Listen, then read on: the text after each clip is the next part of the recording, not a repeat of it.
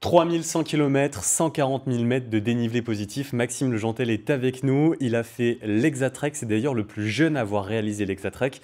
Il est de Savoie, il est de Chambéry. Il était avec nous. Bonjour Maxime. Salut, enchanté. Bienvenue sur Radio Mont-Blanc. Bienvenue Merci. dans nos studios. Alors déjà, on va commencer par te présenter. Ouais. Tu es d'où? Tu viens d'où? Moi, je viens de Chambéry. Du coup, je m'appelle Maxime Legentel, je viens de Chambéry et je suis de Savoie depuis tout petit en fait. Et j'adore la montagne. Mon père était chasseur alpin et c'est de là que je pense que j'adore la montagne, j'adore l'outdoor, tous les sports outdoor et j'adore l'aventure en fait. Tu as toujours été dehors. C'est ça, toujours dehors depuis tout petit et j'adore ça. Un peu aventurier, casse-cou aussi, je crois que tu m'avais dit. Ouais, quand t'étais pas jeune. mal. Mes parents, c'est ça, ouais. T'as fait quelques frayeurs. Justement, c'est aussi peut-être tes parents qui t'ont donné cette envie, ce goût à la montagne, cette envie d'aller voir plus loin, d'aller sur les sentiers, de monter, de Ouais, grimper. surtout mon père du coup, parce que ma mère, elle a un peu moins ça. Mais c'est vrai que mon père, on a toujours essayé d'évoluer dans la difficulté. On a toujours essayé d'aller plus loin, plus haut, et de pratiquer vraiment sur tous les terrains, pas que la montagne, mais dans des forêts, en stage de survie, etc. Et c'est vrai que du coup, j'ai vraiment eu la chance d'avoir un père comme ça qui a pu m'aider depuis tout petit à réaliser un peu mes rêves de gamin et maintenant mes rêves d'adulte du coup. Alors, c'est quoi l'Hexatrek? Tu viens de finir l'Hexatrek, tu es dans nos studios pour nous en parler. Ouais. C'est quelque chose qui est assez récent. C'est quelque chose qui est très récent, ça fait depuis 4 ans à peu près, mais ça s'est vraiment démocratisé là il y a une année à peu près. On a eu 700 participants cette année, dont à peu près 100 qui ont fini. Et donc l'Hexatrek, voilà, c'est un grand sentier de randonnée, l'un des plus longs et des plus durs d'Europe. Donc 3100 km comme tu as dit et 140 000 mètres de dénivelé négatif et positif. Et en fait on traverse toutes les Alpes et les Pyrénées, en passant aussi par Carcassonne, Montpellier, etc. Donc aussi des villages comme Lacoste, etc. Donc on voit vraiment un peu du pays, quoi, on va dire. On traverse vraiment la France, quoi. Il y a un peu de plaine, mais il y a surtout du relief, il y a C'est surtout ça. du dénivelé, 140 000 positifs et négatifs. Le négatif est important. C'est ça, ouais, carrément, carrément. C'est pratiquement le plus dur, surtout sur des terrains un peu où il y a des perriers, etc. Hmm. Où là, chaque pas, tu peux tomber, tu peux te fracasser, tu peux débouler la montagne. Donc c'est vrai que quand tu viens de te faire 2000 de positifs et qu'après il te reste 2008 de négatifs et qu'il est 16 heures, c'est vrai que là, tu rigoles plus, quoi. Et qu'il faut trouver aussi un endroit pour dormir. C'est ça, exactement. Alors, comment tu l'as connu cet Hexatrek? Parce que c'est assez récent, ça fait à peine un an que c'est en train de se Ouais. démocratiser. Comment tu l'as connu? Et ben en fait, c'était vraiment sur les réseaux. En fait, je cherchais déjà une sorte de grande randonnée ou vraiment un truc d'aventure que je pourrais faire. Et je suis tombé vraiment par hasard en fait, sur ça. Et je me suis écouté et j'ai écouté un peu la flamme qui était en moi. Et je me suis dit, c'est ça que j'ai envie de faire. C'est ce style d'aventure. C'est pour commencer, c'est vraiment super. Même si je connaissais rien du tout aux grandes randonnées, mon plus grand trek était de 3 jours à peu près. Mais je me suis dit, allez go, je fais mon sac et je suis parti un mois après quoi. Parce qu'on rappelle, quand t'es parti, t'avais à peine 19 ans. Enfin, C'est ça, ouais. justement, tu sortais des études. J'étais encore dans les études en fait. Mm. J'ai fait mes partiels le 4 juin et je suis parti le 6 juin. Donc j'ai vraiment. Je Pas le temps connaissais- d'attendre. C'est ça, vraiment. Je voulais vraiment partir le plus vite possible, quoi. Justement, comment ça se prépare? Comment on prépare 3100 km et 140 000 mètres de dénivelé positif? T'as Alors, fait quoi? Juste t'as fait ton sac, après t'es parti, elle ouais, était partie ou... non, il y a quand même de la recherche et alors physiquement déjà, je fais quand même des treks tous les week-ends à peu près. Hmm. Ou alors je fais beaucoup de randonnées au moins une fois par semaine et au moins une fois par week-end. Ouais. Donc j'ai quand même cette base physique où je fais quand même du sport très souvent. Je cours, je fais du VTT, de la nage. Voilà, je fais quand même beaucoup de sport. Donc le physique pour moi c'était pas réellement un problème, c'était du coup vraiment le matériel. Du coup j'y connaissais vraiment rien. Hmm. Donc je savais pas quel duvet prendre, la tente. Après j'avais déjà une Le tente, poids du mais sac c'est aussi. ça exactement. Du Ouais. coup j'étais parti avec 22 kilos au début. Et c'est vrai qu'après en fait c'est vraiment sur le long terme que j'ai commencé vraiment à comprendre ce qu'il fallait pas. Et du coup c'est vraiment que j'ai déchargé et à la fin je me suis retrouvé à 16 kilos à peu près. Mais il m'a fallu 4 mois pour comprendre tout ça. Et, C'est en marchant que t'as appris à marcher, quoi. exactement, voilà, c'est ça.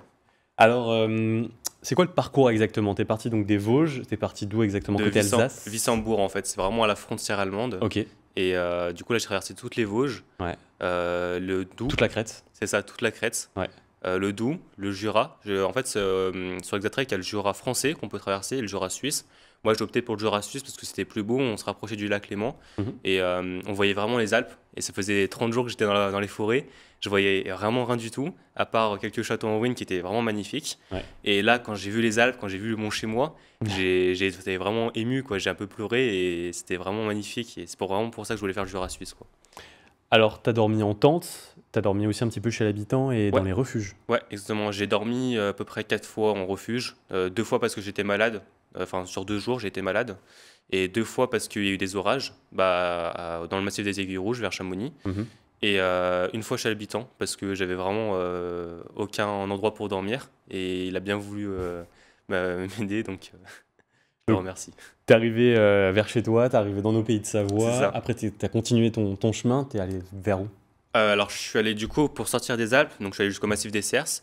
Ensuite, au massif des Cerces, j'ai bifurqué sur du coup le massif des Écrins. Je suis allé au massif du Vercors.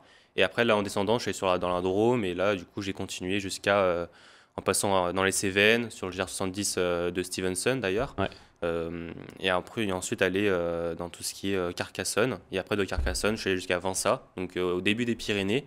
Et j'ai commencé du coup mon aventure dans les Pyrénées au Canigou. Voilà. Ok, et après, donc jusqu'à vers Jusqu'à Bayonne, Hendaye. Hendaye. Hendaye, c'est Ok. ça exactement. Ouais.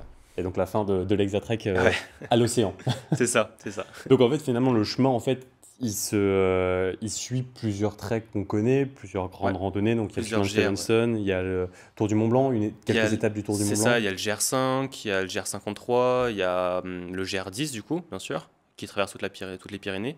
Donc en fait, c'est vraiment l'Exatrek au début, c'était de suivre les GR, sauf que malheureusement, à cause de contraintes d'autres GR ne voulaient pas qu'on les suive, on a créé nos propres chemins. Donc des fois, on a un peu des chemins de traverse où il n'y a carrément pas de chemin et on doit faire un peu azimut sur une montagne. Ok. Et c'est nous qui créons notre chemin. Donc c'est vrai que des fois, c'était un peu chaud. Donc c'est pour ça que des fois, des gens déviaient la montagne. Mais voilà, sinon, de base, on devait suivre les GR. C'était quoi ton étape favorite? Alors tu l'as un petit peu dit, c'est quand Ouais, tu arrives ouais, vers chez toi. Est-ce qu'il y a c'est vraiment un ça. moment où tu t'es dit, voilà, cette journée, c'est vraiment ma journée Alors, bah en fait, préférée? quand j'étais sur le massif des Aiguilles Rouges, donc avant le sci faire à cheval, Mm. pendant 3 jours, j'ai eu que des orages. Donc c'est à ce moment-là où j'étais que dans des refuges. À 16 heures, je devais m'arrêter, je faisais que 15 km par jour. J'étais vraiment déprimé. Et j'arrive du coup à ce refuge, les Flégères. La Flégère, ouais. La Flégère, ça ouais. Et je voyais rien du tout. Je savais que le Mont Blanc était là, mais je le voyais pas. Mm. Et à cause du brouillard. Le matin, je me réveille, grand ciel bleu. Là, je vois le Mont Blanc. Ce Mont Blanc que je voyais depuis tout petit, depuis mes montagnes en Savoie. J'étais jamais venu à Chamonix. Et là, je le vois en face de moi. Et c'était une journée magnifique en fait. J'étais sur les balcons. J'ai fait le Brévent et je suis allé jusqu'au glacier du Bionacé. Et c'était vraiment c'était une journée que je me rappellerai toute ma vie, quoi. C'était magnifique en fait.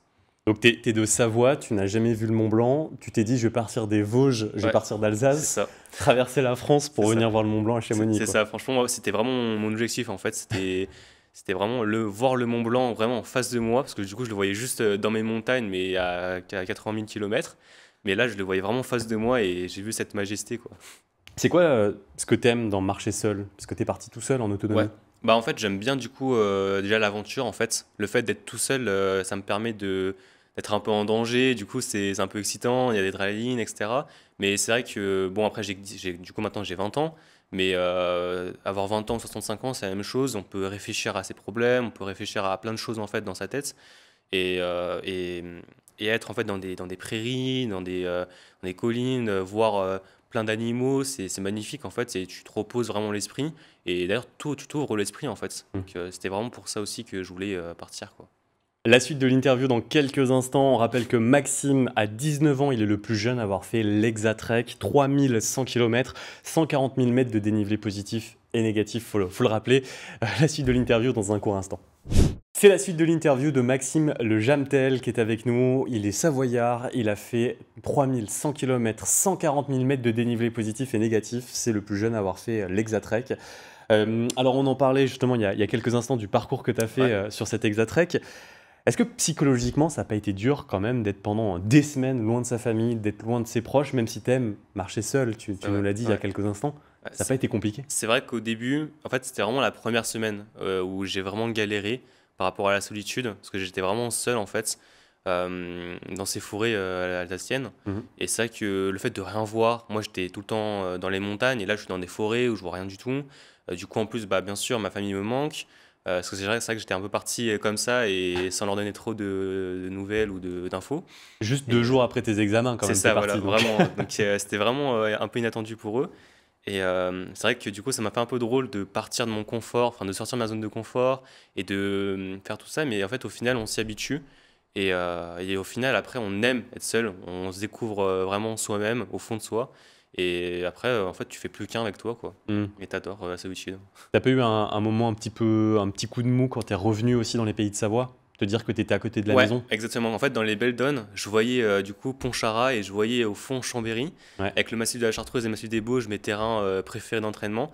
Et là, je me dis, bordel, ils sont vraiment juste devant moi, quoi, en fait. Ils sont à 40 km devant moi et je voyais pratiquement la maison, on va dire, je savais où elle était.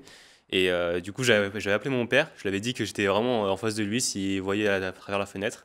Mais j'ai continué et je me suis dit que c'était la moitié du chemin et qu'il m'en restait encore la moitié. Et non, ça va, j'ai pas eu trop de coups de mou par rapport à ça. Alors, est-ce que les personnes que tu croisais sur le chemin, ils connaissaient l'Hexatrek? Si vous venez d'arriver, on rappelle l'Hexatrek, ça part des Vosges, ça traverse la France, des Vosges jusqu'à Hendaye, Hmm, donc par les reliefs, donc on passe par les Alpes, par les Pyrénées. exactement. Les gens connaissaient ou pas? Et ben, trois quarts ne connaissaient pas en fait, ou alors j'ai pas eu les bonnes personnes qui connaissaient, on va dire. Mais c'est vrai qu'à chaque fois que je disais, bah, je traverse l'Hexatrek, ils me disaient, ah bon, bah, c'est quoi du coup? C'est vrai qu'à chaque fois que j'expliquais, donc on va dire que je perdais du temps, mais c'était du bon temps, on va dire. Et c'est vrai qu'à chaque fois que je leur disais, bah, je vais jusqu'à Hendaye, les gens étaient un peu déboussolés et ils savaient pas trop où donner la tête, quoi. Et c'est vrai que c'était assez marrant de dire ça à chaque fois. Et ils devaient te prendre pour un fou, je pense, quand Ouais, même, aussi. exactement, c'est exactement. C'est vrai Ouais. que surtout qu'à la fin, avec la grosse barbe, ils me voyaient vraiment comme un fou. Mais surtout dans les Pyrénées, se dire qu'on est parti depuis... Des Vosges, ouais, ouais. d'Alsace, c'était énorme pour eux, mais ils en revenaient pas. Aussi, t'as donné ton âge. Ouais, j'ai. Ils n'ont pas réagi sur le fait Si, qu'à si, si, aussi jeune, tu puisses si. faire ça. Ouais, bah, beaucoup me disaient que eux, ils pourraient pas, que c'était vraiment fou, que c'était même un peu imprudent d'ailleurs, dangereux. Et c'est vrai, ils ont raison, c'était un peu dangereux parce que surtout que je connaissais rien du tout aux grandes randonnées. Mais moi, je pense que quand tu as vraiment un rêve, quand tu as une envie, il faut le faire. Et je me suis toujours mis en sécurité. Donc voilà. Est-ce que justement, tu as une plus belle rencontre parmi les personnes que tu as pu croiser sur le chemin? Peut-être ceux qui t'ont ouvert la porte pour dormir chez eux? Ouais, carrément, il y a eu beaucoup de personnes qui m'ont aidé, même je passais des fois dans des villages et des grands-mères me disaient, eh ben, viens chez moi, va charger ton téléphone, je te donne de l'eau potable, etc. Et c'est vrai qu'il y a eu beaucoup de moments où j'aurais pu vraiment être en galère et on m'a tendu la main. Mhm. Et je me dis que bah, c'est la gentillesse est de partout, même en montagne, et c'est formidable, quoi. Tu as une rencontre en particulier? Alors, pas en particulier, mais c'est vrai que j'ai eu beaucoup de personnes avec qui j'ai marché des fois 2 3 jours. Et c'est des personnes qui avaient traversé le monde entier, qui avaient fait des voyages spectaculaires, en passant par le Népal ou l'Amazonie, etc. Et, euh, et en parlant avec eux, bah, en fait, ça m'a vraiment aussi ouvert l'esprit sur le fait que j'ai envie aussi de voyager au travers le monde, découvrir d'autres cultures, des pays, etc. Et ouais, c'est ça qui m'a marqué, en fait, de voyager, quoi. C'était quoi le plus dur, si on doit retenir quelque chose vraiment sur tout le trek, sur l'ensemble Et ben, des semaines que tu as passé dehors seul? ouais. C'est quoi le plus dur? Bah, le plus dur, c'était dans les Pyrénées, dans l'Ariège en fait. L'Ariège est très réputé pour que ce soit tout le temps une zone pluvieuse. Et en fait, à ce moment-là, j'ai eu une tempête de l'océan qui arrivait pile au moment où moi je passais cette partie-là, qui dure à peu près 10 jours. Et en fait, l'Ariège, c'était minimum sur 20 km, 2000 de D+, et 2000 de négatif. Et c'est que des blocs en fait que tu te prends tous les jours, tous les jours, Hmm. tous les jours. Moi, j'essayais de me faire 25 km, donc j'avais à peu près 2008 des fois de négatif, 2008 de positif. Sauf que j'avais de la pluie, j'avais de la neige, j'avais la grêle, j'avais des tempêtes. Et les nuits, tu dors pas. Parce que du coup, tu as du vent qui plie ta tente en deux. Hmm. Moi, ma tente n'était pas vraiment résistante au vent, enfin à ces vents-là, quoi. Ouais. Puis t'as le bruit Et du vent dans la tente aussi, tout voilà, simplement. exactement. Et du coup, en fait, je dormais pas. Donc, j'étais super fatigué. En plus, bah, à un moment dans l'Ariège, des fois, tu trouves pas de point de ravitaillement. Donc, bah, des fois, pendant une journée, tu as des fois une banane et voilà. Donc, c'était vraiment plus dur pour moi. C'était vraiment physiquement et mentalement. J'étais vraiment au bout, quoi. J'avais les pieds pas en sang, mais à cause qu'il faisait que de pleuvoir, mes pieds ne séchaient plus, en fait. Mes chaussures étaient mouillées. Du coup, j'avais mal. Enfin, et là, c'était vraiment le mental, en fait. Les jambes suivaient plus. C'était vraiment le mental qui faisait avancer, quoi. Et aussi, les Pyrénées, t'es quand même sur la fin du trek. Ouais. Est-ce qu'il n'y a pas un coup de mou parce que justement, tu te rapproches de plus en plus de l'objectif? Ouais, carrément. Bah, en fait, vraiment, sur les 100 derniers kilomètres, quand on commence à apercevoir l'océan, on se dit, ah ouais, on est arrivé, quoi. Ouais. On voit le bout. Et là, toutes les émotions, elles arrivent d'un coup. T'es triste, t'es en colère parce que bah, t'aurais peut-être voulu profiter plus. Et toutes ces émotions se mélangent. Du coup, t'es encore plus fatigué parce que ton corps commence à se relâcher. Et c'était vraiment, en fait, les 100 derniers kilomètres pratiquement le plus dur, en fait, parce que tu voulais plus avancer, quoi. Tu Mm. voulais rester là, en fait. Et t'as fêté ton anniversaire dans les Pyrénées. Ouais, Tes 20 ans. c'est ça. J'ai été tout seul, j'étais à 2100 mètres d'altitude, au pied du Petit Vignemale. Et j'ai fêté mes 20 ans, donc je m'étais pris un peu de Nutella et avec du pain de mie, et j'avais pris un petit bout de bois que j'avais foutu le feu, et je m'étais fait une bougie du coup, et voilà, Seul. seul. Mais Donc, bel anniversaire. mais un super, super joyeux anniversaire, et après du coup, le matin de mon anniversaire, j'ai pu aller faire le vignoble à un 3000 que je voulais faire en plus de base, donc j'ai eu la super météo, etc. Et toute la journée, c'était magnifique en fait. Donc j'étais vraiment super content de mon anniversaire quand même. Il y en a qui sortent, qui vont en boîte, qui font des énormes restos. Et toi, ça t'a plu, mais tu m'as dit qu'il Voilà. était inoubliable pour toi cet anniversaire. Franchement, en plus, c'est les 20 ans quand même. Les 20 ans, c'est qu'une seule fois dans sa vie. Et c'est vrai que c'était inoubliable, quoi. Enfin, je me souviendrai toute ma vie, quoi. T'as eu tes 20 ans, t'as fait les 100 derniers kilomètres en direction de l'océan qui ont été durs parce que tu voyais justement ton objectif. Ça y est, Mm. t'arrives sur la plage en plus, t'arrives Ouais. directement dans l'océan. Tu ressens quoi à ce moment-là? Qu'est-ce qui se passe dans ta tête? De la gratitude, je pense. Le fait d'avoir pu terminer, parce que j'étais vraiment pas sûr de pouvoir même faire une semaine. Au début, je n'étais même pas sûr. Et le fait de voir que j'ai pu le faire, en fait, j'étais vraiment heureux, en fait. J'étais serein avec moi-même. J'étais, ouais, j'étais heureux, quoi, en fait. Tu réalisais ou pas? Ou au Non, contraire, t'as mis du je temps? réalisais pas du tout, en fait. Je Hmm. me disais que c'était pas fini, que j'allais partir, je sais pas où, en Espagne, ou j'allais pas m'arrêter là. Pour moi, c'était passé trop vite, en fait. 4 mois, c'était vraiment en un claquement de doigts, quoi, en fait. Et je réalisais pas du tout. Et le après aussi, il a été dur? Ouais, le après, les quelques nuits qui ont suivi, j'arrivais pas à dormir. Toutes les, les actions, toutes les pensées s'en mêlaient un peu dans ma tête. Et c'est vrai que j'arrivais pas du tout à dormir. Je pensais à l'Exatrek, et maintenant, ça va, j'arrive mieux. Je rappelle que Maxime Lejamtel est avec nous pour nous parler de cet Exatrek 3100 km, 140 000 mètres de dénivelé positif. Tout ça, c'était à vivre également sur les réseaux sociaux. Tu as Ouais. fait des vidéos quasiment tous les jours, ou en Ouais, tout cas pratiquement, ouais. Ouais, régulièrement. quand je pouvais. Justement, comment tu as fait? Et ben, c'était vraiment de la logistique parce que du coup, j'avais qu'une batterie externe. Bon, j'avais mon panneau solaire, mais c'est vrai que bon, bah, quand il pleut, le panneau solaire est inutilisable. Mm. Donc, ma batterie externe me permettait du coup de faire mes vidéos. Mais du coup, c'est vrai que c'était compliqué des fois parce que il fallait que je choisisse soit je fais mes vidéos, soit je garde la batterie pour mon téléphone, Ouais. pour en cas de secours, en cas d'urgence. Et donc, ça avait vraiment été compliqué. C'était vraiment à chaque fois, tous les jours, toutes les minutes, je me demandais qu'est-ce qu'il faut que je fasse. Est-ce qu'il faut que je m'arrête pour charger un peu la batterie? Parce que peut-être que dans 30 km, j'aurai plus de réseau, plus de batterie, plus rien du tout. Donc c'était vraiment de la logistique tout le temps, en fait. Et c'était important pour toi aussi de publier ces vidéos sur les réseaux? Bah ouais, carrément, parce que je me suis un peu engagé auprès de mes abonnés pour leur faire un peu vivre ça, quoi, parce que c'est quand même une aventure unique.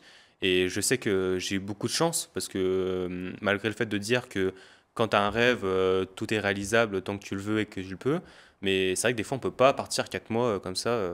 Moi, j'ai vraiment eu la chance, donc je me suis dit, bah, je vais vraiment essayer de les faire kiffer, de leur montrer un peu tous les jours. Donc c'est vrai que des fois, je pouvais pas, mais j'essaie vraiment le plus possible de leur montrer, quoi.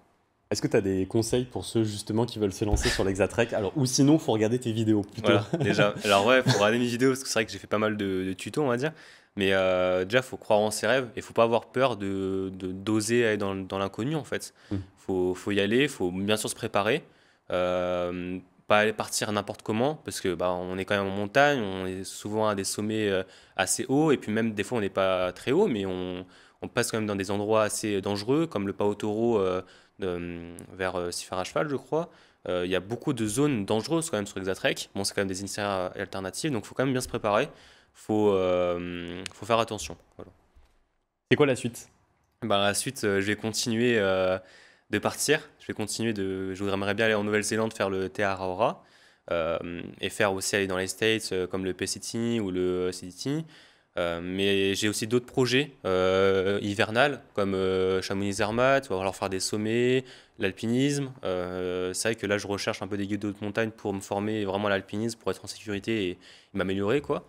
Et, euh, et ouais, mon but, c'est vraiment d'être autonome en montagne et de pouvoir faire un peu des trucs que personne n'a jamais fait, un peu style à la Horn. Et ça sera dans les années à venir. Donc voilà. Merci beaucoup. Ah, merci beaucoup, c'était... Et bravo surtout. Ouais, merci beaucoup. Maxime Le Jamtel, on le rappelle, 3100 km, 140 000 mètres de dénivelé positif et négatif. Ses genoux s'en souviennent encore. Ouais. Donc, l'Exatrek, vous retrouvez toutes les informations sur Internet et surtout, vous retrouvez toutes les vidéos de Maxime pour suivre son aventure en différé sur ses réseaux sociaux, Facebook ou aussi surtout sur Instagram.